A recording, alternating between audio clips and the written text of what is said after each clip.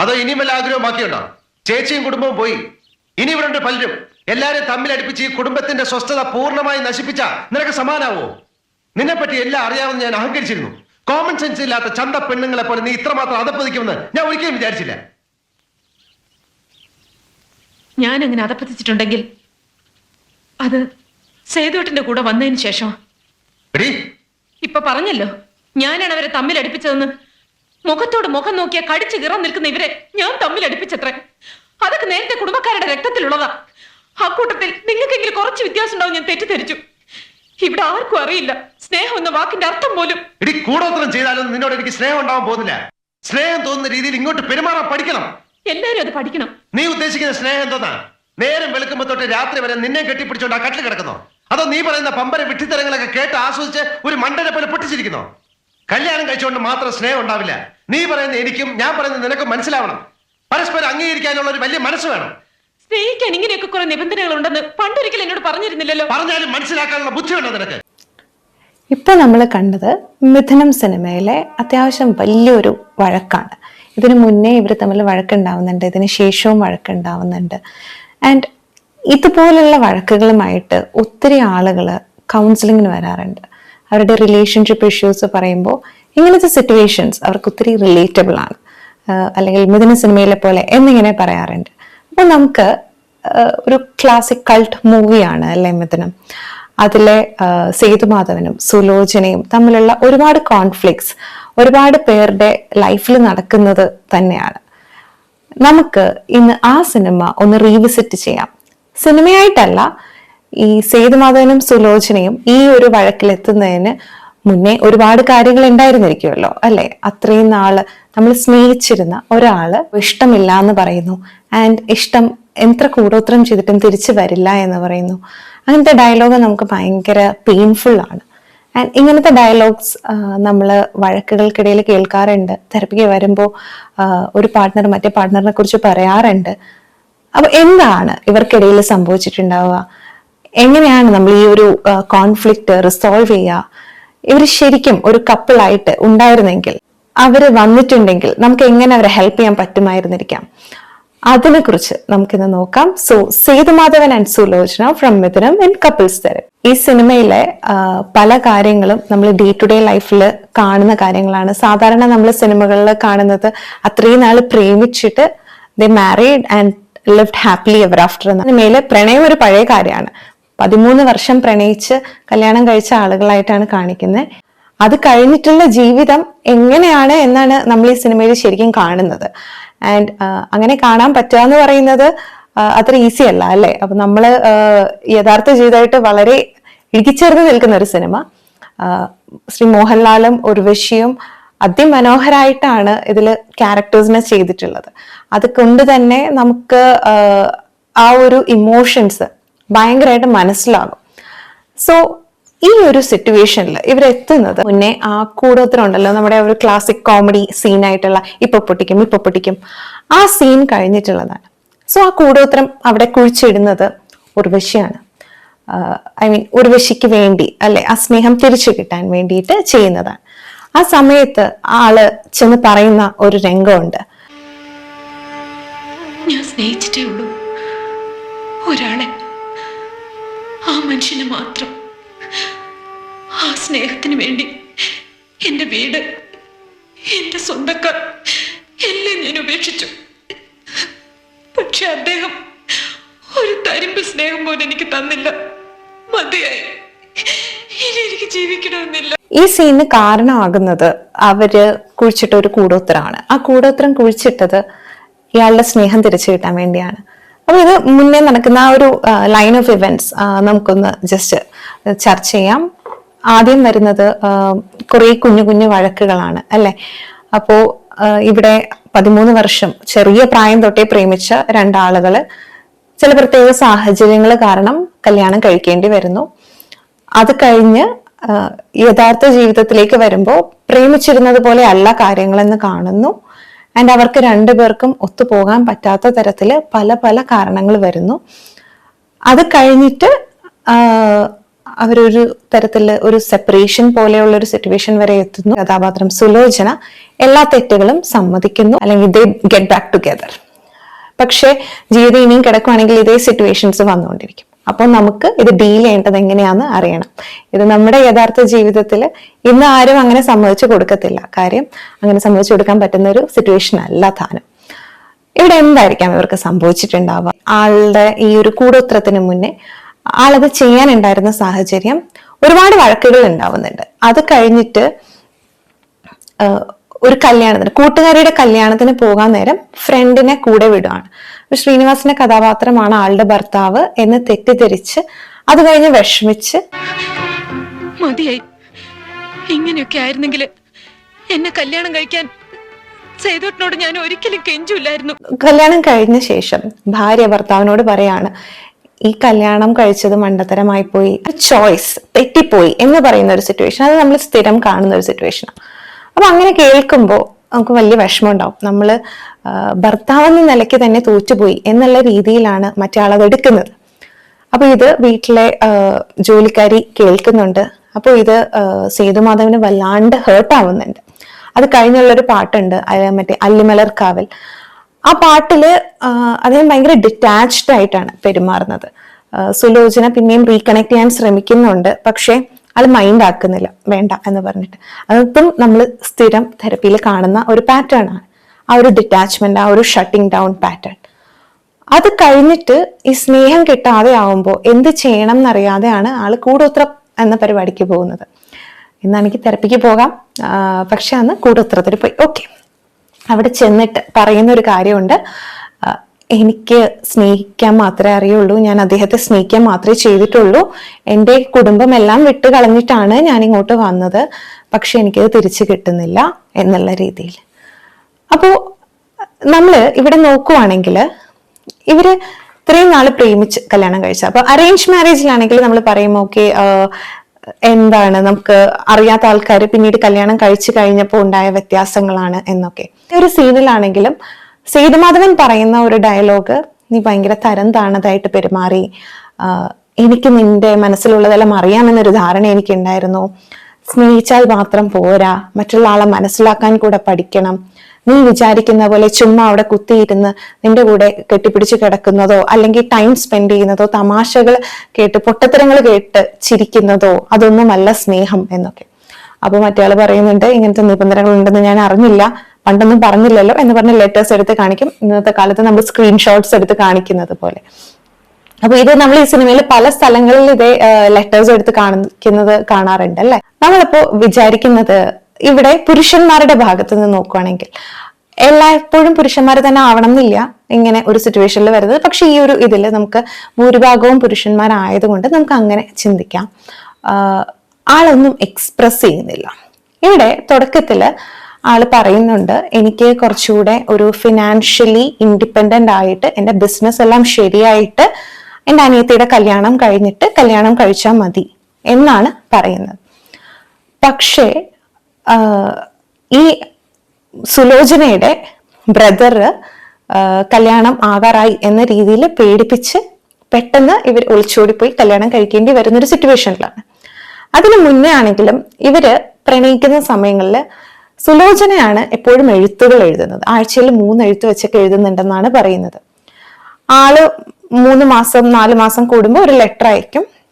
അപ്പൊ ഈ ഇതിനിടയ്ക്കുള്ള ഗ്യാപ്പിലൊക്കെ സുലോചന ഈ എഴുത്തുകൾ ഇരുന്ന് വായിച്ചുകൊണ്ടിരിക്കും. അപ്പൊ സുലോചനയ്ക്ക് നല്ല ഓർമ്മയുണ്ടാവും, റിവിഷൻ ചെയ്യുന്നത് പോലെയാണ്. കാര്യം മിസ് ചെയ്യുമ്പോൾ എന്തെങ്കിലും വായിക്കണമല്ലോ. ഇത് തന്നെയാണ് ഇന്നത്തെ റിലേഷൻഷിപ്സിലും നമ്മൾ കാണാറുള്ളത്, മെസ്സേജസ് വായിക്കുക. ചില ആളുകൾ ചോദിക്കും, എങ്ങനെയാണ് നിങ്ങൾ ഇത്രയും ഓർത്തിരിക്കുന്നത് മെസ്സേജസ്? ഇത് വീണ്ടും വീണ്ടും വായിച്ചുകൊണ്ടിരിക്കുന്നത് കൊണ്ടാണ്. മിസ് ചെയ്യുന്ന സമയത്തൊക്കെ വായിക്കും. അപ്പോൾ ആ ഫീലിങ്സ് വീണ്ടും റീലിവ് ചെയ്യും. അപ്പോൾ she's actually living it. Okay, അതുകൊണ്ടാണ് ആൾ ഇതെല്ലാം ഓർത്തിരിക്കുന്നത്. അതുകൊണ്ടാണ് ഓരോന്ന് പറയുമ്പോൾ ഇല്ല എൻ്റെ കയ്യിൽ തെളിവുണ്ട് എന്ന് പറഞ്ഞ് ലെറ്റർ കൊണ്ടുവന്ന് കാണിക്കുന്നത്.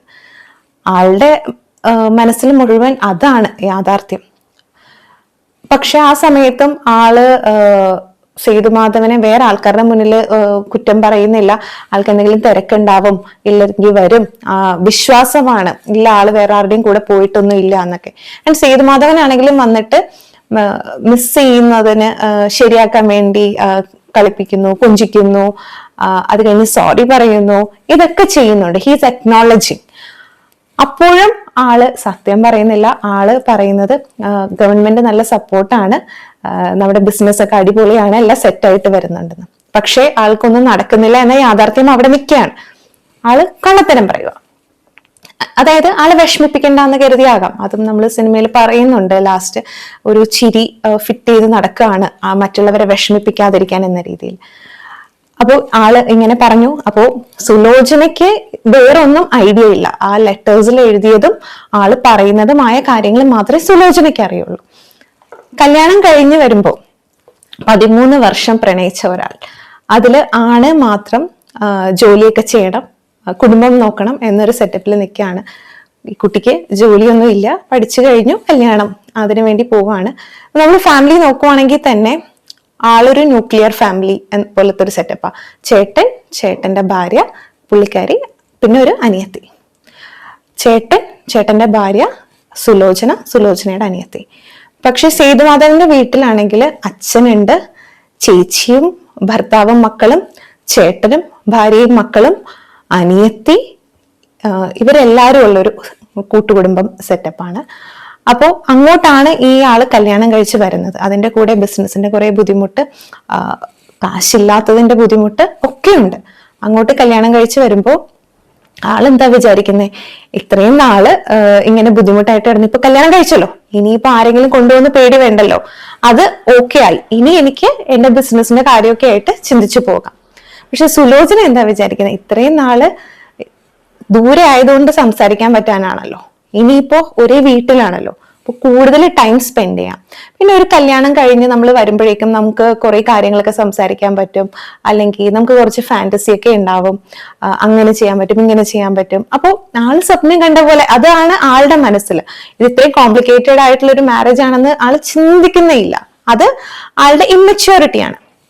അപ്പോൾ അത് കഴിഞ്ഞ് വരുമ്പോഴും പുള്ളി ഉറങ്ങുന്നു. അപ്പോൾ ചെറിയ പിണക്കങ്ങൾ കാണിക്കുന്നുണ്ട് സുലോചന. അത് കഴിഞ്ഞിട്ട് സുലോചന പിന്നെ ക്ഷമിക്കുന്നുമുണ്ട്. She's like letting it go. പക്ഷെ ഇത് കൂടിക്കൂടി വന്നുകൊണ്ടിരിക്കുകയാണ്. പിന്നെയാണ് നമ്മൾ കാണുന്ന ആ ഒരു ഹണിമൂണിന്റെ പ്രശ്നങ്ങൾ കാണുന്നത്, പിന്നെ ബർത്ത്ഡേ വിഷ് ചെയ്യാത്തത്, പിന്നെ കല്യാണം കൂടുന്ന കാര്യം, ഇതുപോലെ കുറെ കാര്യങ്ങൾ വന്നുകൊണ്ടിരിക്കുകയാണ്. അപ്പോൾ നമുക്കിതിൽ ഓരോ കാര്യങ്ങളായിട്ട് നോക്കാം. പക്ഷെ ഇതിൽ എപ്പോഴും നമ്മൾ പറയുന്ന ഒരു കാര്യമുണ്ട്, സേതുമാധവൻ സുലോചനയെ ഒന്നും അറിയിച്ചിരുന്നില്ല. എന്നിട്ട് സേതുമാധവൻ എക്സ്പെക്ട് ചെയ്യുന്നത് സുലോചന ഇതെല്ലാം മനസ്സിലാക്കി പെരുമാറണമായിരുന്നു എന്നുള്ളതാണ് സേതുമാധവന്റെ വാദം. സുലോചനയുടെ വാദം ആള് സ്നേഹം പ്രകടിപ്പിക്കുന്നില്ല എന്നുള്ളതാണ്. ഞാൻ ഇതിനു മുന്നേ വീഡിയോസ് ചെയ്തിട്ടുണ്ട് ലവ് ലാംഗ്വേജസിനെ കുറിച്ച്. ഇവിടെ അത് വളരെ വ്യത്യസ്തമായിട്ട് നമുക്ക് കാണാനും പറ്റുന്നുണ്ട്. ഇമോഷണൽ വൈഫ് ആൻഡ് തണുപ്പൻ ഹസ്ബൻഡ് എന്ന് പറഞ്ഞ ഒരു വീഡിയോ ചെയ്തിട്ടുണ്ട്. ഏകദേശം അതേപോലെയാണ്. ഇവിടെ സുലോചന ഭയങ്കര റിയാക്റ്റീവ് ആയിട്ടാണ്, കരയുന്നുണ്ട്, ഓരോന്ന് എക്സ്പ്രസ് ചെയ്യുന്നുണ്ട്. ഇപ്പൊ തലയിൽ എണ്ണ തേക്കാൻ ശ്രമിക്കുന്നു, അങ്ങനെ ചെയ്യുന്നു, ആളതൊന്നും വേണ്ട എന്ന് പറയുന്നു. ആളൊരു വൈഫ് ഡ്യൂട്ടി ചെയ്യാൻ നോക്കാണ്. പക്ഷെ എന്നാലും ചെറിയ ഒരു ചിണുങ്ങലൊക്കെ ഉള്ളൂ. അത് ആള് എന്തെങ്കിലും സേതുമാധവൻ എന്തെങ്കിലും പറയുമ്പോൾ ആള് സമ്മതിച്ചു കൊടുക്കുന്നുണ്ട്, കുഴപ്പമില്ല എന്ന് വിചാരിക്കുന്നുണ്ട്. എന്തുകൊണ്ടായിരിക്കും ഇവിടെ സേതുമാധവന് ഒന്നും സുലോചനയോട് പറയാൻ പറ്റാത്തത്? നമ്മൾ നോക്കുവാണെങ്കിൽ സേതുമാധവൻ ആണ് ആ കുടുംബത്തിലെ ഏറ്റവും ഉത്തരവാദിത്തമുള്ള ഒരാൾ. സേതുമാധവന് ഒരു ചേച്ചിയുണ്ട്. ഒരു അന്നത്തെ കാലത്ത് ഒരു പേട്രിയാർക്കൽ സൊസൈറ്റിയിലെ ചേച്ചി ജോലി ചെയ്യണം എന്ന് ആരും എക്സ്പെക്ട് ചെയ്യുന്നില്ല. ചേച്ചി കല്യാണം കഴിച്ചു, അതൊരു പോലീസുകാരനെയാണ്, അവരവിടെ താമസിക്കുകയാണ്. സ്ത്രീധനത്തിന്റെ പേരിൽ എന്തൊക്കെയോ തർക്കങ്ങൾ നടക്കുന്നുണ്ട്. ചേട്ടൻ മദ്യപിച്ച് നടക്കുന്ന, ഇച്ചിരി ഗുണ്ടായുസമൊക്കെയുള്ള, ഉത്തരവാദിത്തങ്ങൾ അങ്ങനെ എടുക്കാത്ത, ഒരു ഭക്ഷണപ്രിയനായിട്ടൊക്കെ നടക്കുന്ന ഒരാള്. പിന്നെ ഒരു അനിയത്തി പഠിക്കുകയാണ്. അച്ഛനൊരു മാഷാണ്. അപ്പോ ഇങ്ങനെയുള്ള ഒരു സാഹചര്യത്തില് ഏറ്റവും കൂടുതൽ ഉത്തരവാദിത്തങ്ങൾ എടുക്കുന്നത് സേതുമാധവനാണ്. ആൻഡ് സേതുമാധവൻ ഇടയ്ക്ക് പറയുന്നുണ്ട്, അച്ഛന്റെ മക്കളൊന്നും രക്ഷപ്പെടാതായി പോയല്ലേ, അച്ഛനതിൽ വിഷമമുണ്ടല്ലേ. അപ്പോൾ അച്ഛനൊരു മാഷായതുകൊണ്ടും ഒരുപാട് പേര് ലുക്കപ്പ് ചെയ്യുന്ന ഒരാളായതുകൊണ്ടും മക്കൾ എവിടെയും എത്താതെ പോയത് അദ്ദേഹത്തിന് നാണക്കേടാകും എന്നുള്ളൊരു തോട്ട് സേതുമാധവനുണ്ട്.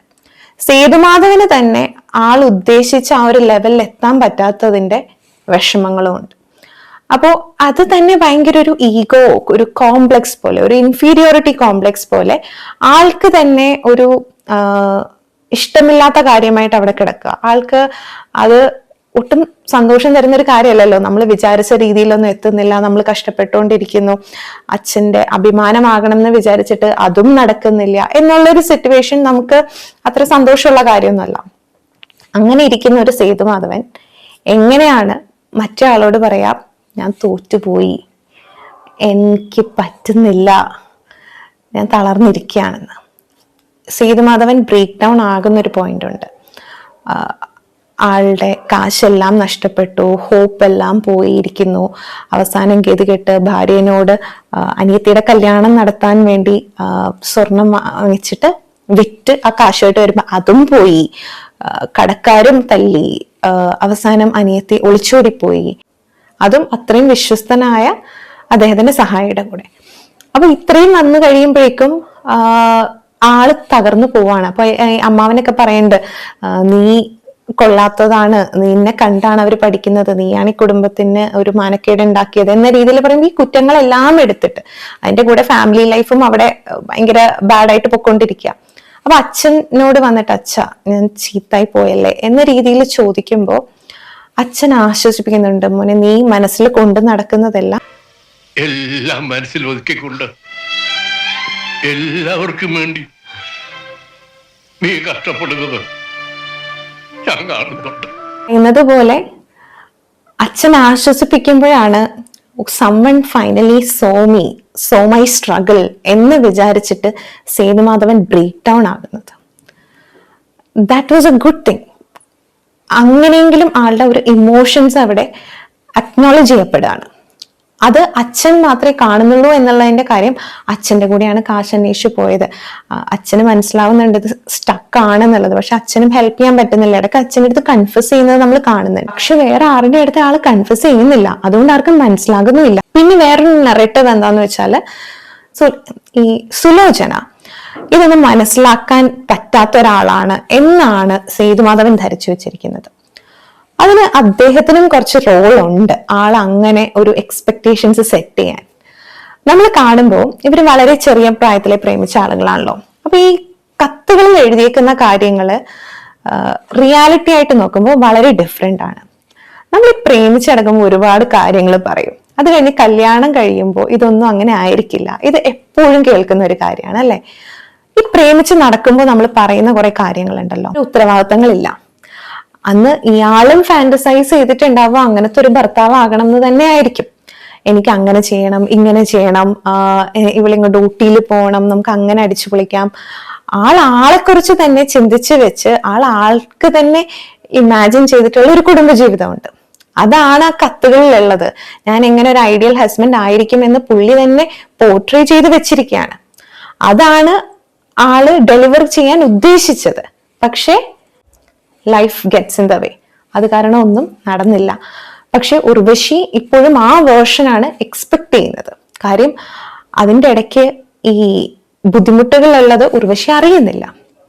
പക്ഷെ സുലോചന ആ ഒരു വേർഷനാണ് എക്സ്പെക്ട് ചെയ്യുന്നത്. സുലോചന അറിയുന്നില്ല സേതുമാധവൻ ഇതിനിടയ്ക്ക് വേറെ കുറെ പ്രാരാബ്ദങ്ങൾ കാരണം ഇങ്ങനെയൊന്നും പെരുമാറാൻ പറ്റാത്ത അവസ്ഥയിലാണ് ഇരിക്കുന്നത്. സുലോചന ഓരോ തവണ ഇപ്പോ ഹണിമൂൺ പോകണം എന്ന് പറയുമ്പോൾ സേതുമാധവന്റെയും കൂടെ ഒരു ഡ്രീം ആയിരുന്നു ഊട്ടിയിൽ ഹണിമൂൺ പോകുന്നത്. അത് എഴുതിയിരുന്നു. പക്ഷെ ഇപ്പൊ കാശില്ല. എന്നാൽ ആ കാശില്ല എന്ന് സുലോചനയോട് പറയാനും പുള്ളി മുതിരുന്നില്ല. അത് കഴിഞ്ഞ് ഹണിമൂണിന് പോകുന്നുണ്ട്. ഈ പോകാൻ ഉദ്ദേശിക്കുമ്പോൾ ആള് സ്വപ്നം കാണുന്ന ഒരു ഇതായിട്ട് ആടി ആടി വരുമ്പോഴേക്കും, അതും ഈ ഒരു joint family setup, just imagine ഒരു ന്യൂക്ലിയർ ഫാമിലിയിൽ നിന്ന് വരുന്ന ഒരാള് പെട്ടെന്ന് ഒരു ജോയിന്റ് ഫാമിലി സെറ്റപ്പിലേക്ക് വന്ന് ചേരുമ്പോൾ എന്താ സംഭവിക്കുന്നതെന്ന് മനസ്സിലാവുന്നില്ല. She has to adjust with a lot of things. ഭാര്യയാണ്, അതിന്റെ കൂടെ തന്നെ വേറെ ഒരുപാട് റോൾസ് എടുക്കേണ്ടി വരുന്നു. അതെല്ലാം ബുദ്ധിമുട്ടാണ്. അതെല്ലാം അഡ്ജസ്റ്റ് ചെയ്തുകൊണ്ടിരിക്കുമ്പോൾ ഭർത്താവാണെങ്കിൽ വേറൊരാളെ പോലെ പെരുമാറുന്നു. അപ്പോൾ ആൾ കൺഫ്യൂസ്ഡ് ആണ്, ആൾക്കൊരു സപ്പോർട്ട് കിട്ടുന്നില്ല. കഴിഞ്ഞ് എങ്ങനെയെങ്കിലും കുറച്ച് ടൈം ആളുടെ കൂടെ സ്പെൻഡ് ചെയ്യാമെന്ന് വിചാരിച്ചിട്ട് അത്രയും സ്വപ്നങ്ങളായിട്ട് വരുമ്പോൾ പെട്ടെന്ന് നോക്കുമ്പോൾ ഒരു ഫാമിലി ട്രിപ്പാണ് സെറ്റപ്പ് ചെയ്തേക്കുന്നത്. അപ്പോ പിന്നെയും ഒരു ഡിസപ്പോയിന്റ്മെന്റ് ആണ്. അത് കഴിഞ്ഞ് നമ്മള് ഹണിമൂൺ പോകുന്നത് കാണുന്നു, അവിടെ മൊത്തം പ്രശ്നങ്ങളാകുന്നു. ആളത് പറയുന്നുണ്ട്, വോയിസ് ഔട്ട് ചെയ്യുന്നുണ്ട്, ഞാൻ ഓക്കെ അല്ല, ഇത് ബുദ്ധിമുട്ടാണ്, എനിക്ക് നിങ്ങളോട് സംസാരിക്കാൻ പോലും പറ്റുന്നില്ല എന്ന്. പക്ഷേ സേതുമാധവന്റെ കഥാപാത്രം ആ ബുദ്ധിമുട്ടുകള് അറിയാമെങ്കിലും ആളത് മാനേജ് ചെയ്യാൻ നോക്കുക. അതായത് അത് കണ്ടില്ല എന്ന് നടിക്കുന്നത് പോലെ. റൂം പോയി ചോദിക്കുന്നുണ്ട്, അദ്ദേഹത്തിന് അറിയാം അങ്ങനെ അല്ല വേണ്ടതെന്ന്, പക്ഷെ അത് കിട്ടാത്തത് ഇവിടെ അഡ്രസ് ചെയ്യുന്നില്ല. അല്ലെങ്കിൽ നല്ല രസമായിരിക്കും എന്ന് ചുമ്മാ പറയാ. അപ്പൊ വെറുതെ സന്തോഷിപ്പിക്കാൻ, ആ ഒരു പുറമേനി കാണിക്കാൻ വേണ്ടി ശ്രമിച്ചുകൊണ്ടിരിക്കുക. പക്ഷെ ആൾക്കും അറിയാം അത് ശരിയല്ല എന്നുള്ളത്. അവർ ഉറങ്ങാൻ കിടക്കുമ്പോൾ ശ്രീനിവാസന്റെ കഥാപാത്രം അനിയത്തിയെ പ്രണയിക്കാൻ ശ്രമിക്കുമ്പോൾ അത്രയെങ്കിലും ഇച്ചിരി ഒരു കിന്നരിക്കല് സേതുമാധവൻ സുലോചനയുടെ അടുത്ത് കാണിക്കുന്നില്ല. പുള്ളി കൂർക്കം വലിച്ചേർന്ന് ഉറങ്ങാം, ഒരു ഡിസ്ട്രസ് ഇല്ല എന്നുള്ളതാണ് സുലോചനയുടെ പരാതി. കാര്യം നിങ്ങൾക്ക് എന്തെങ്കിലും ബുദ്ധിമുട്ടുണ്ടെങ്കിൽ അത് കാണിക്കെങ്കിലും ചെയ്തൂടെ, അത്രയെങ്കിലും അറിഞ്ഞാൽ എനിക്ക് സന്തോഷമാകുമല്ലോ എന്നുള്ളൊരു തോട്ടാണ് നമ്മൾ ഏറ്റവും കൂടുതൽ കാണേണ്ടത്. നമ്മളുടെ സാധാരണ ഒരു റിലേഷൻഷിപ്പിലൊക്കെ വരുമ്പോൾ ആളുകള് ഇത്തരം സിറ്റുവേഷൻസ് ഉണ്ടല്ലോ, അപ്പൊ ഇത് ഫ്രണ്ട്സ് ആവാം, ഫാമിലി ആകാം, അവരുമായിട്ടുള്ള ബൗണ്ടറി, ആ ബൗണ്ടറി ശരിയല്ലാതെ ആകുമ്പോഴാണ് ഇതുപോലുള്ള സിറ്റുവേഷൻസ് റിലേഷൻഷിപ്പിൽ വരുന്നത്. ഈ ഒരു ഹണിമൂൺ ട്രിപ്പിൽ തന്നെ അവർ ഫോട്ടോ എടുക്കാന്ന് വിചാരിക്കുമ്പോൾ അപ്പൊ വേറെ ഫാമിലി മെമ്പേഴ്സ് വന്ന് ഇടിച്ചു കയറുന്നു, അവർക്കൊരു ബൗണ്ടറി ഇല്ല. എന്നാൽ അത് അസേർട്ടീവായിട്ട് പറയാൻ സേതുമാധവന് പറ്റുന്നില്ല. അത് കഴിഞ്ഞ് ഇപ്പോ ആ ടോയ് ട്രെയിനിൽ കയറുമ്പോൾ സേതുമാധവന് പറയാം എനിക്ക് എൻ്റെ ഭാര്യയുടെ കൂടെ ഇരിക്കണം എന്ന്, പറയുന്നില്ല. പിന്നെ ബോട്ടിങ്ങിന് പോകുമ്പോൾ അമ്മാവനാണ് തീരുമാനിക്കുന്നത് ആരെവിടെ പോകണം എന്നുള്ളത്, അല്ലെങ്കിൽ അവിടെ പോയി കിടക്കൂ എന്നുള്ളത്. ഇതൊക്കെ ബൗണ്ടറീസ് അസേർട്ടീവായിട്ട് പറയാൻ പറ്റാത്ത ഒരാൾക്ക് ഉണ്ടാവുന്ന പ്രശ്നങ്ങളാണ്. ഇപ്പോൾ നമ്മൾ കല്യാണം കഴിഞ്ഞിട്ട് ഫ്രണ്ട്സ്, ഫാമിലി ആയിട്ടുള്ള മീറ്റിംഗ്സിൽ അല്ലെങ്കിൽ അങ്ങനെയുള്ള സിറ്റുവേഷനിൽ നമ്മുടെ പാർട്ട്ണറിന് ഒരു പ്രശ്നം ഉണ്ടാവുന്നുണ്ട് എന്ന് കണ്ടു കഴിഞ്ഞാൽ അത് അക്നോളജ് ചെയ്യുക, അഡ്രസ് ചെയ്യുക, അസേർട്ടീവായിട്ട് ബൗണ്ടറീസ് സെറ്റ് ചെയ്യുക, എനിക്കിത് ഇങ്ങനെയാണ് വേണ്ടത് എന്ന് പറയുക. അതൊക്കെ ഭയങ്കര ഇമ്പോർട്ടൻ്റ് ആണ്. അത് പറഞ്ഞില്ല എന്നുണ്ടെങ്കിൽ മറ്റേ ആൾക്കത് വിഷമമായിക്കൊണ്ടിരിക്കും. അതാണ് ആ ഹണിമൂൺ ട്രിപ്പിൽ നിന്ന് നമ്മൾ എടുക്കേണ്ട ഒരു കാര്യം. അത് കഴിഞ്ഞിട്ടും അത് മൊത്തം ആ ഒരു ഇതില് അമ്മാവന് വയ്യാതെ ആവുമ്പോൾ അത്രയും മുതിർന്ന ആളുകൾ അവിടെ ഉണ്ടായിട്ടും ഹണിമൂൺ ശരിക്കും ആവശ്യമുള്ള ആൾക്കാർ അത് ക്യാൻസൽ ചെയ്ത് ഇവരുടെ കൂടെ പോകേണ്ടി വരിക. ഇല്ലാന്നുണ്ടെങ്കിൽ അതില് ചേട്ടനുണ്ട്, വേറെ ആൾക്കാരുണ്ട്, പക്ഷെ അവരാരും ആ ഇനീഷ്യേറ്റീവ് എടുത്ത് ആ അമ്മാനെയും കൊണ്ട് പോകുന്നില്ല. ഈ ആളുടെ ഹണിമൂൺ ട്രിപ്പ് അങ്ങ് ക്യാൻസൽ ചെയ്തേക്കുക. എന്നിട്ട് അതിനെ കുറിച്ചാണ് ബോധേഡ്. ഇത് ക്യാൻസൽ ആയതോ മറ്റേ ആൾക്ക് വിഷമായതോ ഒന്നും പുള്ളി ശ്രദ്ധിക്കുന്നില്ല. അത് കഴിഞ്ഞിട്ടുള്ള ഒരു സീനാണ്.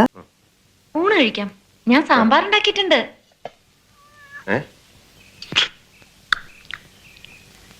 അയ്യേ, ഇതാണ് സാമ്പാർ. നന്നായിട്ടുണ്ടല്ലോ. ചേട്ടത്തെ എങ്ങനല്ലേ പറയൂ. പ്രധാനമായി ഇതിൽ പരിപ്പ് വന്നിട്ടില്ല. നോക്ക് സുലു, സാമ്പാർ ഉണ്ടാക്കുമ്പോ കുറച്ച് ഉലുവ അല്ലേ, കുറച്ച് ജീരകം, രണ്ടും ഒരു പ്രത്യേക പരുവത്തിൽ എണ്ണയും മൂപ്പിച്ച് ഇതിൽ പൊടിച്ച് ചേർക്കണം. എന്റെ പൊന്നിയിടത്തി, ഇവളെ കൊണ്ട് ഇതൊന്നും ഉണ്ടാക്കിക്കല്ലേ, നമ്മൾ ജീവിതം മറുത്തു. ഞാൻ കൈ കഴുകിയിട്ട് വരാം, ഊണ് കഴിക്കാൻ സാമ്പാറില്ലാതെ. സേതുട്ടാ, എല്ലാവരുടെയും മുമ്പിൽ വെച്ച് എന്നെ അങ്ങനെ കൊച്ചാക്കണ്ടായിരുന്നു. എന്തു പറ്റി? എന്നെ മാറ്റി നിർത്തി സ്വകാര്യത്തിൽ പറയായിരുന്നില്ലേ സാമ്പാർ മോശമായിരുന്നു എന്ന്? അയ്യേ, ഞാനൊരു തമാശ പറഞ്ഞല്ലേ. ഈ ഒരു ഇതില് ആൾക്ക് ആഹാരം കഴിച്ചുകൊണ്ടിരിക്കുമ്പോ ജസ്റ്റ് കഴിക്കാൻ വന്നപ്പോ വളരെ സ്നേഹത്തോടെ ഞാൻ ഈ സാമ്പാർ ഉണ്ടാക്കിയിട്ടുണ്ട് എന്ന് പറഞ്ഞ് ഭാര്യ കൊണ്ടുവന്ന് കൊടുക്കുമ്പോൾ അത് ടേസ്റ്റ് ചെയ്തിട്ട് ഭയങ്കര വൃത്തിയായിട്ട രീതിയിലാണ് അതിനെ പെരുമാറുന്നത്. അത് മറ്റേ ആളുകളുടെ മുന്നിൽ വെച്ചിട്ട് അത് വിഷമാവുന്നുണ്ട്. അത് ചേച്ചി പറയുന്നുണ്ട് ഇത് എന്താ നല്ല സാമ്പാറാണല്ലോ എന്നുള്ളതൊക്കെ. അപ്പോ ആള് സുലോചന വന്നിട്ട് സേതുമാധവനോട് പറയുന്നുണ്ട് അപ്പുറത്ത് പോകുമ്പോൾ അതിനെ മാറ്റി നിർത്തിയിട്ട് പറഞ്ഞുകൂടായിരുന്നോ, എല്ലാവരുടെയും മുന്നിൽ വെച്ചിട്ട് പറയേണ്ട ആവശ്യം ഉണ്ടായിരുന്നു. അത് വളരെ ന്യായമായിട്ടുള്ള ഒരു റിക്വസ്റ്റ് ആണ്. അത് വളരെ മര്യാദയ്ക്കാണ് ഭാര്യ ചോദിക്കുന്നത്. പക്ഷെ പുള്ളി ഡിസ്മിസ് ചെയ്യുക, ഒന്ന് പോയേ അതായതാ എന്ന് പറഞ്ഞിട്ട് അത് അഡ്രസ് ചെയ്യുന്നില്ല. അപ്പോൾ അത് കഴിഞ്ഞിട്ടാണ് ആളെ എസ്കലേറ്റ് ചെയ്യുന്നത്. അപ്പോഴാണ് സുലോചനയ്ക്ക് വീണ്ടും വിഷമം. അപ്പൊ പറയും പണ്ട് ഇങ്ങനെ പറഞ്ഞിട്ടുണ്ടല്ലോ, അപ്പൊ ഇതിങ്ങനെയാണല്ലോ. അപ്പൊ പറയുന്നുണ്ട് പണ്ട് എന്റെ ഓരോ കാര്യങ്ങളും നോട്ട് ചെയ്യുമായിരുന്നു, അതിനെക്കുറിച്ച് പറയുമായിരുന്നു, അതായത് വേർഡ്സ് ഓഫ് അഫർമേഷൻ. അപ്പൊ അത് കൊടുക്കുന്നുണ്ടായിരുന്നു. പക്ഷെ ഇപ്പൊ ഒന്നും ഇല്ല എന്ന് പറയുമ്പോഴേക്കും ആഹാ എന്തൊരു ഭംഗി എന്നൊക്കെ പറഞ്ഞിട്ട് പുച്ഛിക്കുക ചെയ്യുന്നത്. ആൾക്കുണ്ടാവുന്ന വിഷമങ്ങൾ അഡ്രസ് ചെയ്യുന്നില്ല. ശരിയാണ്, ആൾക്ക് ആളുടേതായ ഒരുപാട് ബുദ്ധിമുട്ടുകളുണ്ട്, ഒരുപാട് ടെൻഷൻ ഉണ്ട്. പക്ഷെ ആ ടെൻഷൻ വീട്ടിൽ വന്ന് ഷെയർ ചെയ്തിട്ടില്ല, അതറിയാത്ത ഒരാളാണ്. അതെല്ലാം ഉണ്ടെങ്കിലും ആ വാച്ച് വിറ്റിട്ട് വന്നിരിക്കുന്ന ഒരാളാ. ഈ സാമ്പാർ നല്ലതാണെന്ന് പറയണ്ട, സാമ്പാർ കൊള്ളത്തില്ല, അങ്ങനെ ചെയ്യണം ഇങ്ങനെ ചെയ്യണം, അത്രയും പറയാനുള്ള എനർജി ഉണ്ടെങ്കിൽ ഒന്നും ഉണ്ടായിരുന്നു കഴിച്ചിട്ട് പോകാനുള്ള എനർജി ഉണ്ടാകാമല്ലോ, അല്ലെങ്കിൽ കൊള്ളാം എന്ന് പറയാനും പറ്റണമല്ലോ. എന്തിനാ വേറൊരാളുടെ മേലെ അത്രയും കുറ്റങ്ങൾ പറയുന്നത്? ആ വാച്ച് കയ്യിലില്ല എന്ന് ശ്രദ്ധിക്കണമെങ്കിൽ ഭാര്യ അത്രയും കെയർഫുൾ ആയിട്ട് ആളെ നോക്കുന്നുണ്ട് എന്നുള്ളൊരു ഫാക്ടർ ഉണ്ട്. ഇവിടെ ഞാൻ കഥാപാത്രങ്ങളെ കുറ്റപ്പെടുത്തല്ല കേട്ടോ, ഞാൻ അതിനാണ് ആദ്യമേ പറഞ്ഞത് എന്തുകൊണ്ടാണ് സേതുമാധവന് പറയാൻ പറ്റാത്തതെന്ന്. പക്ഷെ പറയാൻ പറ്റാതെ ഇരിക്കുമ്പോഴും ഇങ്ങനെയുള്ള സാഹചര്യങ്ങൾ അത് നമുക്ക് എങ്ങനെ ടാക്കിൾ ചെയ്യാം എന്നുള്ളൊരു സിറ്റുവേഷൻ ഉണ്ട്. ആ പറയാൻ പറ്റാത്ത ഇത് നമ്മൾ ശരിയാക്കേണ്ട ഒരു കാര്യമാണ്. അത് that is a trauma you have to heal from to open up. പിന്നീടുള്ളത് ആ ഒരു ബർത്ത്ഡേ വിഷ് ചെയ്യുന്ന കാര്യമാണ് അല്ലെ. അപ്പൊ അതില് ചേട്ടൻ ജയിലിൽ കിടക്കുക, ഭയങ്കര ടെൻഷനിൽ നിൽക്കുകയാണ് സേതുമാധവൻ. അപ്പൊ സുലോചന രാവിലെ വിളിക്കാൻ ശ്രമിക്കുന്നുണ്ടെന്ന് ഓർമ്മിപ്പിക്കാൻ എന്റെ ബർത്ത്ഡേ ആണെന്ന്. പുള്ളി മറന്നു പോകുന്നു, അല്ലെങ്കിൽ പുള്ളി അത് വിട്ടു കളഞ്ഞിട്ട് പുറത്തേക്ക് ഓടിപ്പോകുന്നു. കാര്യം തിരക്കാണ്, അത് ഭയങ്കര ആക്സെപ്റ്റബിൾ ആയിട്ടുള്ള ഒരു കാര്യമാണ്. സുലോചനയ്ക്ക് അത് ബർത്ത്ഡേ പ്രയോറിറ്റി കൊടുക്കുന്നത് നമുക്ക് അത്രയ്ക്ക് ബുദ്ധിമുട്ടുള്ള ഒരു കാര്യമാണ്. ആ ബർത്ത്ഡേക്കാളും പ്രയോറിറ്റി ഉള്ള വേറെ കാര്യങ്ങളുണ്ട്. സുലോചനയ്ക്ക് പക്ഷെ വിഷമം ഉണ്ടാവാം, ആരും ഓർത്തില്ലല്ലോ എന്നുള്ളത്. അത് കഴിഞ്ഞ് നമ്മൾ കാണുന്നത് വൈകുന്നേരം ആള് കാത്തിരിക്കുന്നതാ. അപ്പൊ സുലോചന ശരിക്കും പറഞ്ഞാല് വേറെ ഗിഫ്റ്റോ വേറെ പ്രത്യേകമായിട്ടുള്ള ഒന്നും ആഗ്രഹിക്കുന്നില്ല. ആള് ഡ്രസ്സപ്പ് ചെയ്തിട്ടുണ്ട്, ഭർത്താവിന്റെ കൂടെ ഇരുന്ന് ഭക്ഷണം കഴിക്കണമെന്ന് മാത്രമേ ആഗ്രഹിക്കുന്നുള്ളൂ. പക്ഷെ അതും കഴിച്ചിട്ടാ വന്നേക്കുന്നത്. ആൾക്ക് ആളുടെ ബിസിനസ് ആവശ്യങ്ങളുണ്ട്, അതും കുഴപ്പമില്ല, ഭക്ഷണം കഴിക്കുകയാണ്. ഇതെന്തുകൊണ്ടാണ് സുലോചനയ്ക്ക് ഇത്രയും വിഷമം ഉണ്ടാക്കുന്നതെന്ന് വെച്ചാല്, നമ്മൾ ഈ സിനിമ തുടങ്ങുമ്പോൾ കാണുന്ന ഒരു സീനുണ്ട്. ഇത് മിഥുനം എന്ന് ഈ മൂവിയുടെ പേര് പറയുന്നതിന് ആ സീനില് മിഥുനത്തിന്റെ അന്ന് 6-ാം തീയതി ആളുടെ ബർത്ത്ഡേ ആണെന്ന് പറഞ്ഞ് അനിയത്തി പറയുമ്പോഴാണ് ആൾ ഓർക്കുന്നത് തന്നെ. ആൾക്ക് ആളുടെ ബർത്ത്ഡേ പോലും ഓർമ്മയില്ല, ആൾക്ക് വേറെ കുറെ ടെൻഷൻ ഉണ്ട്. പക്ഷേ സുലോചന അവിടെ രഹസ്യമായിട്ട് ചെന്നിട്ട് ആളുടെ പേരിൽ ഒരു പുഷ്പാഞ്ജലി നേരുന്ന കാണുന്നുണ്ട്. അപ്പൊ ആൾക്ക് അത്ര ഇമ്പോർട്ടന്റ് ആണ് സേതുമാധവന്റെ ബർത്ത്ഡേയും കാര്യങ്ങളും ഒക്കെ. പക്ഷേ സേതുമാധവൻ അത് കംപ്ലീറ്റ്ലി മറന്നു. ഇവിടെ സേതുമാധവൻ മറന്നത് നമുക്ക് വലിയ പ്രശ്നമൊന്നും പറയാൻ പറ്റില്ല. ആൾക്ക് ആളുടെ ബർത്ത്ഡേ തന്നെ ഓർമ്മയില്ല, അതിനിടയ്ക്ക് ചേട്ടൻ ജയിലിൽ, ഇത്രയും പ്രശ്നങ്ങളുള്ളപ്പോൾ മറക്കാം. വൈകുന്നേരം ഭക്ഷണം കഴിക്കാതെ വന്നത് ഓക്കെ, ആളുടെ ബിസിനസിന്റെ കാര്യങ്ങളുണ്ടായിരുന്നു, അതും ആക്സെപ്റ്റബിൾ ആണ്.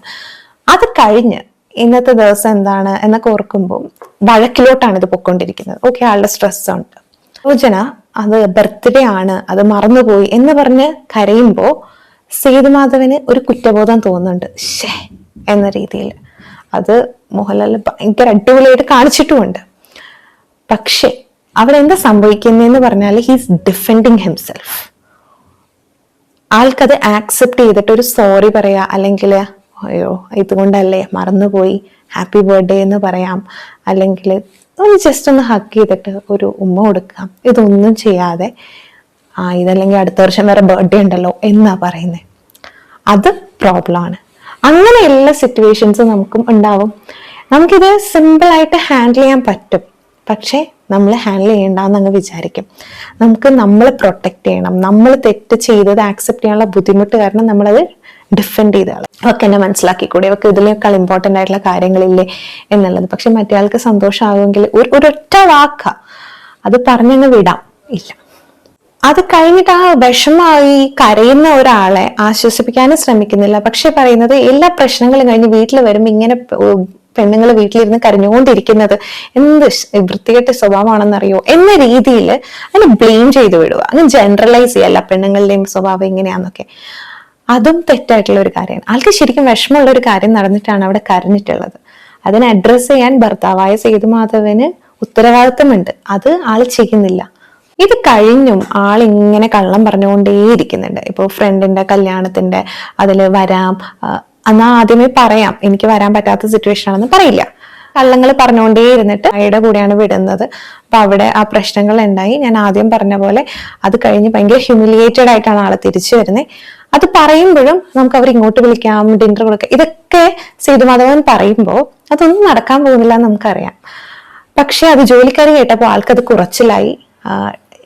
ഞാൻ കല്യാണം കഴിച്ചതൊരു മിസ്റ്റേക്ക് ആയി പോയി എന്ന് കേട്ടപ്പോൾ ആള് മൊത്തത്തിൽ അതെടുക്കുന്ന ഒരു ഫെയിലിയർ ആയിട്ടാണ്. അതോടുകൂടി ആള് ഡിറ്റാച്ച്ഡ് ആയി. ഇനി ഞാൻ എന്തിനാ ഭർത്താവായിട്ട് ആക്ട് ചെയ്യുന്നത്, ഞാൻ കൊള്ളാത്തൊരു ഭർത്താവല്ലേ, ഇനിയിപ്പൊ ഞാൻ എന്തിനാ ട്രൈ ചെയ്യുന്നത്. ആള് സത്യം പറഞ്ഞ വലിയ ട്രൈ ഒന്നും ചെയ്തിട്ടില്ല. ആളാകെ വിചാരിച്ചത് ഇതെല്ലാം എലഫന്റ് ഇൻ ദ റൂം, അല്ലെങ്കിൽ ഈ പ്രശ്നങ്ങളെല്ലാം ഒരു ഭാഗത്തേക്ക് ഒളിപ്പിച്ചു വെച്ചിട്ട്, brushing it under the rug എന്ന് പറയില്ലേ, അതേപോലെ ഒളിപ്പിച്ചു വെച്ചിട്ട് ഇത് ഹാൻഡിൽ ചെയ്ത് പോകാനാണ് അദ്ദേഹം ശ്രമിച്ചുകൊണ്ടിരുന്നത്. പ്രശ്നങ്ങളൊന്നും സോൾവ് ചെയ്യുന്നില്ല, പ്രശ്നങ്ങളൊന്നും അഡ്രസ് ചെയ്യുന്നില്ല. അത് കാരണം ഇത് കുരുമേൽ കുരുവായിട്ട് കൂടുതൽ കൂടുതൽ പ്രശ്നങ്ങളിലേക്ക് പോയിക്കൊണ്ടിരിക്കുക. അപ്പൊ അത് കഴിഞ്ഞു, പിന്നെ കൂടോത്രമായി, കൂടോത്രം കഴിഞ്ഞ് നമ്മൾ ആദ്യം കണ്ട സീനായി. ഇതും ഒക്കെ പ്രശ്നങ്ങൾ തന്നെയാണ്. അപ്പോഴും സുലോചന പറയുന്ന ഒരു ഡയലോഗ് ഉണ്ട്, എന്താ, നിങ്ങളുടെ കുടുംബത്തിലെ എല്ലാവരും വഴക്കാണ്, അതിൽ നിങ്ങളെങ്കിലും വ്യത്യസ്തനായിരിക്കും എന്ന് ഞാൻ വിചാരിച്ചു. So that is the expectation she had about Har. അവിടെ പ്രശ്നങ്ങളായിരിക്കും എന്നറിയായിരുന്നു, പക്ഷെ ആളൊരു നല്ല ആളായിട്ടാണ് പോർട്രേ ചെയ്തിരുന്നത്. പക്ഷെ അവിടെ വന്നു കഴിഞ്ഞപ്പോൾ അങ്ങനെ അല്ല എന്ന് പുള്ളിക്കാരി മനസ്സിലാക്കാണ്. പുള്ളിക്കാരി കമ്പയർ ചെയ്യുന്നത് ആ എഴുത്തുകളിൽ ഉണ്ടായിരുന്നതും ആള് പ്രണയിച്ചുകൊണ്ടിരുന്നപ്പോൾ കണ്ട ആളും റിയാലിറ്റിയിൽ കാണുന്ന ആളുമായിട്ടാണ്. മോണലോഗിന്റെ സമയത്ത് സേതുമാധവൻ പറയുന്ന ഒരു കാര്യമുണ്ട്, ഞാൻ ഈ പണ്ട് എഴുതിയതും പറഞ്ഞതുമായ കാര്യങ്ങൾ എന്റെ നേരെ ഇങ്ങനെ ഉപയോഗിക്കാൻ ഒരു ആയുധമായിട്ട് വെച്ചുകൊണ്ടിരിക്കാൻ ഞാൻ സമ്മതിച്ചു തരത്തില്ല. ആൾ ഈ പറയുന്നത് ഒക്കെ ഡിഫെൻസീവ് ആയിട്ടാണ്, ഭയങ്കരമായിട്ട് ശബ്ദം ഉയർത്തിയാണ്. മറ്റേ ആൾ അതിനൊന്നും റെസ്പോണ്ട് ചെയ്യാൻ പാടില്ല എന്നുള്ളൊരു രീതിയിലാണ്. പക്ഷെ മറ്റേ ആളും ഇമോഷണലി ഭയങ്കര റിയാക്റ്റീവ് ആയിട്ടിരിക്കുക. അപ്പൊ അവിടെ നിന്നും നല്ലപോലെ ഫൈറ്റ് ഉണ്ടാവും. അപ്പൊ ആ സമയത്ത് ആൾ ഉപയോഗിക്കുന്ന ഒരു ഡിഫെൻസ്, ഞാൻ അല്ലാതെ വേറെ ഏതെങ്കിലും സ്ത്രീ നിങ്ങൾക്ക് ഉണ്ടാവും എന്നുള്ള രീതിയിലാണ്. അപ്പോൾ അവിടെ മറ്റേ ആൾക്ക് ഇവിടെ ധൈര്യം നിൽക്കാൻ പോലും പറ്റാതിരിക്കുന്നത് കൊണ്ട്, അങ്ങനത്തെ ഒരു കാര്യമേ ഇല്ലാത്തത് കൊണ്ട് ആള് ഭയങ്കര ഒഫൻഡഡ് ആവുന്നു, ആൾ അടിക്കുന്നു. അത് കഴിഞ്ഞിട്ട് ഞാൻ ചത്തുകളയും എന്ന രീതിയിൽ സുലോചന പറയുന്നു. പിന്നീട് കാണിക്കുന്നത് പുള്ളി അതങ്ങ് വിട്ടുകളഞ്ഞിട്ട് പിറ്റേന്ന് ആളുടെ ബിസിനസ് ഫൈനലി ഉദ്ഘാടനം നടക്കുകയാണ്. അതൊരു ഭയങ്കര ഹെക്ടിക് ടാസ്ക് ആയിരുന്നു. ആ ഉദ്ഘാടനത്തിന് അത് കഴിഞ്ഞപ്പോൾ ഇയാളെ കാണാതാവുന്നുണ്ട് സുലോചനെ. അപ്പൊ പേടിയായി എന്തെങ്കിലും അപകടം പറ്റിയോന്ന്. അതിനെല്ലാം ഓടി നടന്ന് കഴിഞ്ഞ് തിരിച്ചു വരുമ്പോൾ വീട്ടിൽ ആളുണ്ട്. അപ്പോ ആള് വിചാരിക്കുന്നത് ഈ ആളെ മാനിപ്പുലേറ്റ് ചെയ്യാൻ വേണ്ടി അവിടെ നിന്ന് കാണാതിരുന്നു, ഒരു അഭിനയം, ഒരു ഡ്രാമ ആണ് എന്നുള്ള രീതിയിലാണ് ഇതിനെ നോക്കിക്കാണുന്നത്. ആക്ച്വലി സുലോചന ആളുടെ ഫ്രണ്ടിന്റെ അടുത്ത് പോയിട്ട് എവിടെയെങ്കിലും പോയി ആരോടെങ്കിലും, ആൾക്ക് വിശ്വാസമുള്ള ആരോടെങ്കിലും ഒന്ന് സംസാരിച്ചിട്ട് ഇതിന് എന്തെങ്കിലും ഒരു സൊല്യൂഷൻ ഉണ്ട്, എന്റെ ഭാഗത്താണോ തെറ്റ്, ഇതെങ്ങനെ ശരിയാക്കാം എന്നുള്ളത് ആലോചിക്കാൻ പോവാണ്. പക്ഷേ അത് സേതുമാധവൻ ആക്സെപ്റ്റബിൾ അല്ല. കാര്യം സേതുമാധവൻ അത് അത്രയും സ്ട്രെസ് ആയിട്ടിരിക്കുകയാണ്. പക്ഷെ പറയുന്നൊരു ഡയലോഗ് ഉണ്ട്, എന്റെ നല്ലൊരു ദിവസം നീ നശിപ്പിച്ചു കളഞ്ഞു. അപ്പോഴാൾക്ക് ആള് തന്നെയാണ് പ്രയോറിറ്റി. ആ പ്രോബ്ലംസ് ഒന്നും ആൾ കാണുന്നില്ല എന്നുള്ളത് അതൊരു പ്രശ്നം ഉള്ള ഒരു സ്റ്റേറ്റ്മെന്റ് ആണ്. മറ്റേ ആൾ ഇത്രയും ഇമോഷണലി വൂണ്ടഡ് ആണ് എന്ന് മനസ്സിലാകാതിരിക്കുന്നത് അത് കോൺഫ്ലിക്ട്സിൽ വളരെ ബുദ്ധിമുട്ടുണ്ടാക്കുന്ന ഒരു കാര്യമാണ്. അത് കഴിഞ്ഞിട്ട് ആൾ സിംഗിൾ ഹാൻഡഡ്ലി ഡിസിഷൻ എടുക്കുകയാണ്, നമ്മൾ തമ്മിൽ ചേരില്ല, നീ പൊക്കോ, എനിക്കിനി നിന്നെ വേണ്ട. പിറ്റേന്ന് കൊണ്ടാക്കാൻ പോകുമ്പോഴും, ഇപ്പോൾ ഇന്നത്തെ കാലത്ത് ഡിവോഴ്സ് പറയുമ്പോൾ അന്നത്തെ കാലത്ത് വീട്ടിൽ കൊണ്ടേ വിടുന്നു എന്നുള്ള രീതിയിലാണ്. ഇഷ്ടം തോന്നിയപ്പോൾ വിളിച്ചുകൊണ്ട് പോകുന്നു, ഇഷ്ടം കഴിഞ്ഞപ്പോൾ തിരിച്ചുകൊണ്ടേ വിടുന്നു എന്നാണ് പറയുന്നത്. സിംഗിൾ ഹാൻഡഡ്ലി ആണ് ഇത് ഹാൻഡിൽ ചെയ്യുന്നത്. മറ്റേ ആൾക്ക് ഒന്ന് പറയാനോ ഡിസ്കസ് ചെയ്യാനോ ഒരു അവസരമേ കൊടുക്കുന്നില്ല. അതും തെറ്റായിട്ടുള്ള ഒരു കാര്യമാണ്. നമ്മളുടെ പ്രശ്നങ്ങൾ ഉണ്ടെങ്കിൽ അത് പരിഹരിക്കുക എന്നുള്ളത്, അല്ലെങ്കിൽ നമ്മളുടെ ഭാഗത്തും തെറ്റുകൾ ഉണ്ടെങ്കിൽ അത് അക്കൗണ്ടബിലിറ്റി എടുത്ത് ശരിയാക്കുക എന്നുള്ളതാണ് ഒരു മാരീഡ് ലൈഫിൽ ചെയ്യേണ്ടുന്ന ഒരു കാര്യം. ഇത്ര ഈസി ആയിട്ടുള്ള കാര്യമല്ല കല്യാണം അല്ലെങ്കിൽ ദാമ്പത്യ ജീവിതം എന്ന് പറയുന്നത്. അത് കഴിഞ്ഞ് പോകുമ്പോൾ പറയുന്നത് അങ്ങനെ എന്താ ഉടുപ്പ് മാറ്റുന്ന പോലെ മാറ്റാവുന്നതല്ല റിലേഷൻഷിപ്സ് എന്ന് അമ്മാവും പറയുമ്പോൾ ആള് പറയുന്നത് അതല്ല, ക്യാൻസർ വന്നൊരു ഭാഗം മുറിച്ചു മാറ്റുന്നു എന്ന രീതിയിൽ. അത്രേ ഉള്ളൂ. അത് വർക്കൗട്ട് ചെയ്യാൻ എനിക്ക് താല്പര്യമില്ല. അത് കഴിഞ്ഞ് ഇത് ആക്സെപ്റ്റ് ചെയ്യുന്നത് എല്ലാ തെറ്റും എൻ്റെതാണ് എന്ന് സുലോചന ആക്സെപ്റ്റ് ചെയ്യുമ്പോഴാണ് സേതുമാധവൻ ശരി, എന്നാൽ നമുക്ക് വീണ്ടും ഹണിമൂണിന് പോകാം, ഇനി നമുക്ക് തുടങ്ങാം. കാര്യം എന്താ, ആളുടെ സ്ട്രെസ് അവിടെ മാറി, ആളുടെ ബിസിനസ് സ്റ്റാർട്ട് ചെയ്തു. അപ്പോൾ ഇനി ഇതാകാം. അപ്പോൾ മറ്റേ ആളെല്ലാം തെറ്റ് സമ്മതിക്കുകയും ചെയ്തു, ബിസിനസ് സ്റ്റാർട്ട് ചെയ്യുകയും ചെയ്തു. അപ്പം ഞാൻ ക്ലീനായി, എൻ്റെ ഭാഗത്ത് തെറ്റുകളൊന്നും ഇല്ല, ഞാൻ അവിടെ സക്സസ്ഫുള്ളായി, ഹസ്ബൻഡായിട്ട് സക്സസ്ഫുള്ളായി, ഞാൻ ചെയ്തതെല്ലാം ശരിയായിരുന്നു എന്നുള്ളത്. സിനിമയിൽ അതൊരു ഹാപ്പി എൻഡിങ് ആയിട്ട് നമുക്ക് കാണാം. പക്ഷെ ജീവിതത്തിൽ അതൊരു ഹാപ്പി എൻഡിങ് ആവില്ല. കാര്യം ഇവരുടെ ഈ പാറ്റേൺസ് ഇവർ ശരിയാക്കിയില്ല എങ്കിൽ ഇത് മുന്നോട്ട് പോകുമ്പോൾ വീണ്ടും പ്രശ്നങ്ങൾ ഉണ്ടായിക്കൊണ്ടേയിരിക്കും. ബിസിനസ് നടക്കുമ്പോൾ പിന്നെയും ലോസ് വരാം, പിന്നെയും ബുദ്ധിമുട്ടുകൾ വരാം. അപ്പോൾ അതെല്ലാം ഭാര്യയുടെ മേലെടുത്തിടുക, അല്ലെങ്കിൽ ഭാര്യ ഇത്തിരി നേരം സംസാരിക്കണമെന്ന് വിചാരിച്ചാൽ പറ്റാതിരിക്കുക, ഒരു കാര്യം പറയുമ്പോൾ പോലും മറ്റുള്ളവരുടെ മുന്നിൽ റെസ്പെക്റ്റ് ഇല്ലാതെ സംസാരിക്കുക, ആളെ ശ്രദ്ധിക്കാതെ ഇരിക്കുക, ആള് പറയുന്നത് കേൾക്കാതിരിക്കുക, ആളെ അപ്രിഷിയേറ്റ് ചെയ്യാതിരിക്കുക, ഇതെല്ലാം വരുമ്പോൾ വീണ്ടും ഈ പ്രശ്നങ്ങൾ വരും. ഇതില് നമ്മൾ ശ്രദ്ധിക്കേണ്ട കാര്യങ്ങൾ എന്തൊക്കെയാണ് ഞാൻ പറഞ്ഞത്? ബൗണ്ടറീസ് സെറ്റ് ചെയ്യണം. നമ്മൾ ഒരു മാരീഡ് ലൈഫ് എന്ന് പറഞ്ഞു കഴിഞ്ഞാൽ ഭയങ്കര എഫേർട്ടുള്ള ഒരു കാര്യമാണ്. കുറേ ബുദ്ധിമുട്ടുകൾ ഉള്ളപ്പോൾ നമുക്ക് ഹാൻഡിൽ ചെയ്യാൻ പറ്റാത്ത ഒരുപാട് കാര്യങ്ങളിൽ ഏറ്റവും വലുതാണ് ഒരു മാരീഡ് ലൈഫ്. കാര്യം കംപ്ലീറ്റ്ലി ഡിഫറെന്റ് എൻവയറമെന്റിൽ നിന്ന് വരുന്ന ഒരാൾ, ആ ആൾക്ക് നമ്മളുടെ ബുദ്ധിമുട്ടുകൾ മനസ്സിലാകണം എന്നില്ല.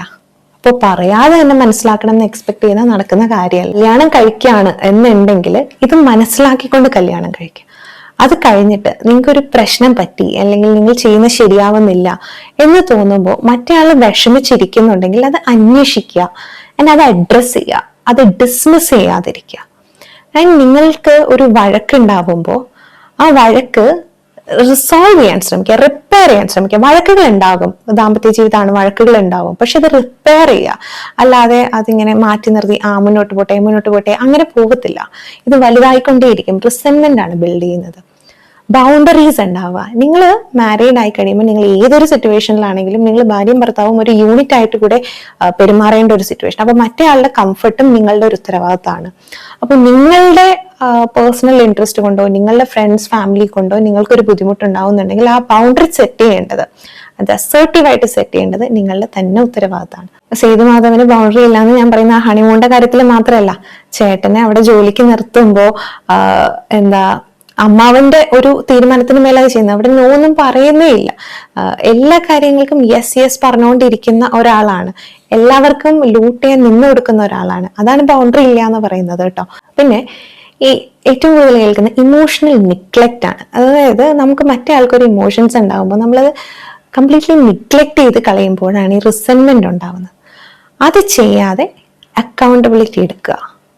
തെറ്റൊക്കെ നമുക്ക് വരാന്നേ, അത് ആക്സെപ്റ്റ് ചെയ്യുക, എന്നിട്ട് കറക്റ്റ് ചെയ്ത് മുന്നോട്ട് പോകുക. ആർക്കും ഒരു കുറച്ചിലും വരാൻ പോകുന്നില്ല. പിന്നെ ഒഴിവാക്കേണ്ട ചില വാക്കുകൾ, ഇവിടെ സുലോചന പറയുന്ന പോലത്തെ ചില കാര്യങ്ങളുണ്ട്. കല്യാണം കഴിക്കണ്ടായിരുന്നു, എനിക്ക് ഡിവോഴ്സ് വേണം, ഇതൊക്കെ കുഞ്ഞു കുഞ്ഞു കാര്യങ്ങൾക്ക് പറഞ്ഞുകൊണ്ടിരിക്കാതിരിക്കുക. അല്ലെങ്കിൽ നീ അങ്ങനെ പറഞ്ഞില്ലേ, നീ ഇങ്ങനെ പറഞ്ഞില്ലേ എന്ന് പറഞ്ഞുകൊണ്ടിരിക്കുമ്പോൾ കാര്യങ്ങൾ നമുക്ക് മനസ്സിലാവുന്നുണ്ടെങ്കിലും അത് ഭയങ്കര അനോയിങ് ആയിരിക്കും ആ ഒരു സിറ്റുവേഷനിൽ അല്ലാതെ നിൽക്കുന്ന ഒരാൾക്ക്. പിന്നെ വേറെ ഏതെങ്കിലും സ്ത്രീ ഉണ്ടോ, നിങ്ങൾക്ക് വേറെ അഫെയർ ഉണ്ടോ, അല്ലെങ്കിൽ നീ അസെക്ഷൽ ആണോ, അങ്ങനെയൊക്കെ ചോദിക്കുന്ന കാര്യങ്ങൾ അതും ബുദ്ധിമുട്ടുകൾ ഉണ്ടാക്കുന്ന കാര്യങ്ങളാണ്. സോ അങ്ങനത്തെ വാക്കുകൾ ഉപയോഗിക്കാതിരിക്കുക. Try to avoid such emotional reactions. സേതുമാധവനാണെങ്കിലും പറയുന്ന ചില വാക്കുകളുണ്ടല്ലോ, നീ പൊട്ടിയാണ്, ഇങ്ങനെയൊന്നും അല്ല ചെയ്യേണ്ടത്, നീ ഏതോ മായാ ലോകത്താണ് ജീവിക്കുന്നത്, നീ മാനത്താണ് ജീവിക്കുന്നത്, എൻ്റെ അടുത്ത് നിന്ന് നിനക്കൊരു സ്നേഹവും കിട്ടത്തില്ല, നിന്നെ എനിക്കിനി വേണ്ട, എവിടെയെങ്കിലും പോയി ചത്തുകളാ എന്നൊക്കെ പറയുന്ന രീതി, അതും ചെയ്യാതിരിക്കാൻ. സോ എനിക്ക് തോന്നുന്നു നിങ്ങൾക്ക് എന്തെങ്കിലും ഒരു ഐഡിയ നിങ്ങൾക്ക് റിലേറ്റബിൾ ആയിട്ട് ഈ ഒരു വീഡിയോയിൽ നിന്ന് കിട്ടിയിട്ടുണ്ടാകും എന്ന്. ബിക്കോസ് ഇത് ഭയങ്കര കോമൺ ആയിട്ട് കാണുന്ന ഒരു പാറ്റേൺ ആണ്. രണ്ടാളുകളുടെയും പേഴ്സ്പെക്റ്റീവ് ഈ മൂവിയിലുണ്ട്. ശരിക്കും നോക്കിയാൽ കാണാൻ പറ്റുന്ന ഒരു കാര്യമാണ്. ആൻഡ് ഗംഭീര നടീനടന്മാരാണ് ശ്രീ ഉർവശിയും മോഹൻലാലും. അവർ നന്നായിട്ട് അത് കാണിച്ചിട്ടുമുണ്ട്. അപ്പോൾ നമുക്ക് ഫീൽ ചെയ്യും ആ ഒരു കാര്യം, ആ ഒരു ഇമോഷൻസ് എല്ലാം. അതുകൊണ്ടാണ് ഞാൻ ഈ മൂവി തിരഞ്ഞെടുത്തത്. ഇത് ഇഷ്ടപ്പെട്ടെങ്കിൽ ലൈക്ക് ചെയ്യുക, ഷെയർ ചെയ്യുക, സബ്സ്ക്രൈബ് ചെയ്യുക ഇതുപോലത്തെ വീഡിയോസിനായിട്ട്. ആൻഡ് നിങ്ങൾക്ക് എന്തെങ്കിലുമൊക്കെ ഡിസ്കഷൻസ് സ്റ്റാർട്ട് ചെയ്യണമെങ്കിൽ കമൻറ്റ് ചെയ്യാവുന്നതാണ്. That's all about this video. Thank you.